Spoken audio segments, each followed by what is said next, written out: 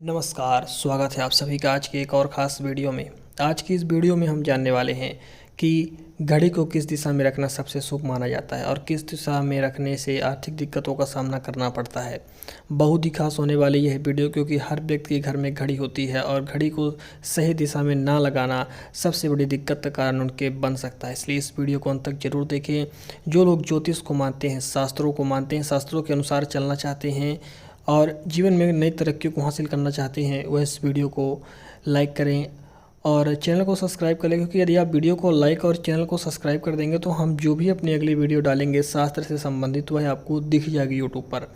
इसलिए ऐसा करना आवश्यक है। आपको बता दूं कि जो भी व्यक्ति शास्त्रों के बताए गए नियम के अनुसार चलता है, भगवान का नाम जप करता है, उसको कभी भी जीवन में समस्याएं नहीं आ सकती हैं। इसीलिए शास्त्रों का ज्ञान होना हर व्यक्ति के खासकर हिंदू धर्म के सभी शास्त्रों का ज्ञान होना हर व्यक्ति के लिए बहुत ज़्यादा आवश्यक है।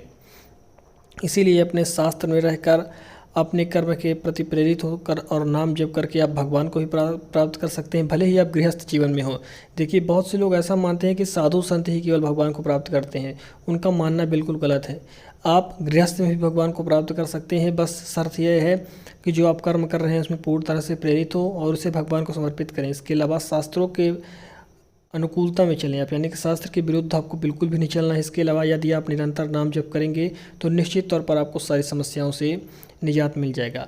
आप काफ़ी सौभाग्यशाली हैं जो हमारी इस वीडियो को देख रहे हैं। इस वीडियो में आपको मैं बहुत ही डेप्थ में बताने वाला हूं और बहुत ही सरल भाषा में समझाने वाला हूं कि घड़ी टांगने का क्या विषय है, किस दिशा में टांगनी चाहिए और क्या क्या अन्य बातें हैं। तो आइए जानते हैं। देखिए, चाहे ज़माना कितना भी आगे निकल गया हो, लेकिन घर में टांगी जाने वाली घड़ी आज भी दीवार का शोभा बढ़ा रही है।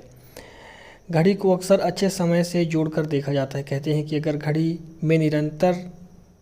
में निरंतरता रहती है, यानी कि घड़ी निरंतर चलती रहती है, तो जीवन भी इसी तरह निरंतर आगे बढ़ता रहता है। वास्तुशास्त्र की बात करें तो इसमें घर की दिशा यानी कि डायरेक्शन को लेकर बहुत से सुझाव दिए जाते हैं। ऐसे में घड़ी को लेकर भी वास्तुशास्त्र में सलाह दी जाती है।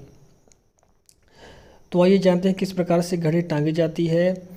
वहीं वास्तु में घड़ी को आर्थिक स्थिति से क्यों जोड़ा गया है, इससे भी हम जानेंगे। और किस दिशा में घड़ी लगानी चाहिए और किस दिशा में नहीं लगानी चाहिए, इसके बारे में भी हम आपको जानकारी देने वाले हैं। आपको बता दूं कि घड़ी लगाने की जो दिशा होती है वह वास्तुशास्त्र के अनुसार उत्तर, पूर्व और पश्चिम दिशा में घड़ी लगाना सही माना जाता है। केवल दक्षिण एक ऐसी दिशा है जिसमें घड़ी आपको भूल कर भी नहीं लगानी चाहिए। तो एक बार आप फिर से सुन लें। यदि आप अपने घर के उत्तर, पूर्व और पश्चिम दिशा में घड़ी लगाते हैं तो बहुत ही सही होता है। और साउथ डायरेक्शन में यानी कि दक्षिण डायरेक्शन में घड़ी टांगना बिल्कुल भी शुभ नहीं होता है। दिशा में घड़ी टांगे जाने पर आर्थिक दिक्कतें उत्पन्न होने लगती हैं। साथ ही इस बात का ध्यान दिया जाना जरूरी है कि पश्चिम दिशा में तभी घड़ी लगाएं जब पूर्व और उत्तर में जगह ना हो। नहीं तो आपको ज़्यादातर प्रयास करना है कि आप उत्तर और पूर्व में ही घड़ी लगाएं। पश्चिम और दक्षिण दिशा जो होती हैं तो ये शुभ नहीं मानी जाती हैं। अगर फिर भी आपकी व्यवस्था नहीं बन पा रही है, फिर भी दिक्कतें आ रही है, तो आप पश्चिम दिशा का सहारा ले सकते हैं, लेकिन आपको दक्षिण दिशा की ओर बिल्कुल भी घड़ी नहीं लगानी चाहिए। फिर आपको घड़ी ही घर में नहीं लगानी चाहिए, तो यह ज़्यादा बेहतर होगा। अब आपको बताता हूँ इसके बाद कि कहाँ पर आपको घड़ी नहीं लगानी चाहिए। तो घर के द्वार पर या जिस जगह से घर में प्रवेश करते हैं वहाँ घड़ी लगाने बिल्कुल भी गलत हमारे शास्त्रों में वर्जित किया गया। यानी वास्तुशास्त्र में घर के द्वार पर या जिस जगह से घर में प्रवेश करते हैं उस जगह घड़ी को लगाना अशुभ माना जाता है। घर के एंट्रेंस पर, दरवाजे के ऊपर या घर के किसी भी दरवाजे के ऊपर घड़ी को नहीं लगाना चाहिए। यानी कि एंट्रेंस जहाँ से आपके घर का हो वहाँ आपको घड़ी भूल कर भी नहीं लगानी चाहिए। इसके साथ पलंग के पास या पलंग के ऊपर, दीवार पर भी घड़ी नहीं लगानी चाहिए। यानी कि पलंग से सटा जो दीवार होता है उसके ऊपर आप उससे मतलब थोड़ा ज़्यादा ऊपर लगानी चाहिए। और आपको प्रयास करना चाहिए कि आपका जो बेड है, यानी कि आपका जो दीवार है और आपका जो पलंग है वह दीवार में ना जुड़े हों। इस बात का विशेष ख्याल भी रखना चाहिए। एक चीज़ आपको और बता देना चाहता हूँ कि घड़ी के निरंतर चलते रहने से घर में काफ़ी सकारात्मक ऊर्जा का वास होता है। इसी तरह बंद घड़ी को जीवन में रुकावट पैदा करने वाला भी माना जाता है। वास्तु के अनुसार घर में टूटी, खराब या बंद घड़ी नहीं रखनी चाहिए। खासकर टूटे कांच वाली घड़ी घर में ना लगाने की सलाह दी जाती है। इस बात का ध्यान रखना भी जरूरी है कि घड़ी को वक्त वक्त पर साफ किया जाए।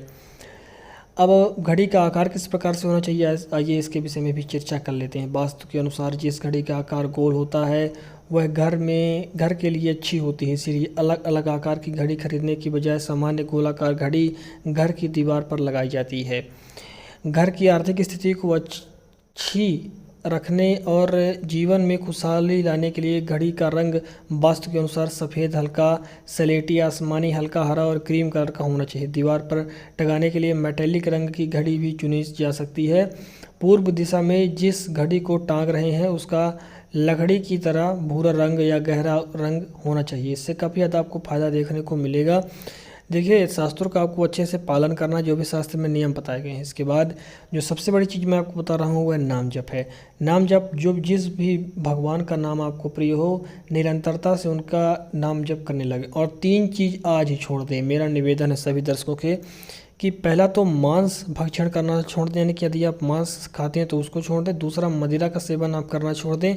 तीसरा, किसी भी पराई स्त्री की ओर, यदि आप गृहस्थ में हैं, आपकी शादी हो गई है, तो किसी पराई स्त्री की ओर आपको बिल्कुल भी नहीं देखना है। और जो लोग गृहस्थ में नहीं हैं, यानी उनकी शादी नहीं हुई है, उनको भी इस ओर बिल्कुल भी इन तीनों कार्यों को नहीं करना है। मैं आपको बिल्कुल सरल से सरल भाषा में बता देता हूँ कि कलयुग की एक ऐसी माया है, कलयुग में ऐसा इतनी ताकत है, इतनी सामर्थ है कि केवल भगवान के नाम जब से ही भगवान की प्राप्ति हो जाती है। आपको बता दूं कि और युगों में, त्रेता युग में, द्वापर युग में जो होता था, तो ऋषि जो हुआ करते थे उस समय के, वह हजार हजार वर्ष तपस्या किया करते थे भगवान की प्राप्ति के लिए। लेकिन कलयुग की ऐसी माया है, कलयुग में ऐसी सामर्थ्य है कि केवल आप नाम जप से भगवान की प्राप्ति कर सकते हैं। लेकिन इन तीनों चीज़ों को छोड़ना होगा। और जो भी चीज़ आपको पाप लग रही है, अब आप इतने बड़े हो गए होंगे कि आपको यह पता चल गया होगा कि पाप और पुण्य क्या चीज़ है। तो जो भी आपको लग रहा हो यह पाप है, उसको बिल्कुल भी आपको नहीं करना है। नाम जप बिल्कुल अवश्य आज से ही आरंभ कर दें। मेरा आपसे हाथ जोड़कर निवेदन है कि नाम जप में बहुत बड़ी ताकत है, इसका आरंभ आज से ही कर दें। और शास्त्रों का, अपने जो आपके शास्त्र में नियम बताए जाते हैं उनका पालन जरूर करें। जैसे घड़ी का नियम यह बताया गया है, तो इसका आप पालन जरूर करें। निश्चित तौर पर आप सकारात्मक रहेंगे और आपके घर में सकारात्मकता का वास रहेगा। धन ही हर चीज़ नहीं होती है, इस बात को जरूर समझ लें। धन्यवाद इस वीडियो में अंत तक बने रहने के लिए।